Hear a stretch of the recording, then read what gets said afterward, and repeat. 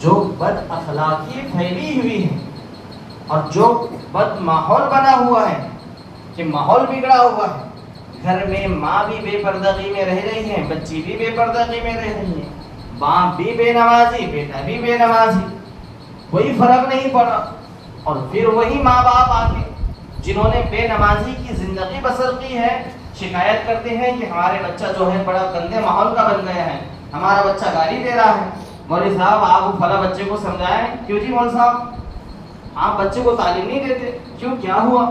وہ بچہ تو بڑے گالیاں دیتا ہے، بڑے خراب ماحول میں لگ گیا، موبائل دیکھ رہا ہے، کھانا کھاتے وقت موبائل چلاتا ہے.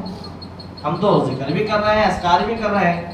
آپ یہ بات سمجھے، آپ یہ بات سمجھے کہ لاہور پڑھنے سے ماحول نہیں بدلتا، لاہور پڑھنے سے ماحول نہیں بدلتا، ماحول بدلتا ہے ماحول بدلنے سے. آپ کو ماحول بدلنا پڑے گا. آپ کے والد صاحب، آپ کے والدہ یہ خود گھر میں کھانا کھاتے وقت ٹی وی کے سامنے بیٹھے، یہ موبائل فون کا استعمال کرے، اور ادھر دادا نانی جو ہے ہزاروں دانوں کی تسبیح لے کر لا حول ولا قوت الا باللہ، لا حول ولا قوت الا باللہ پڑھتے رہے، تو اس سے ماحول نہیں بدلے گا.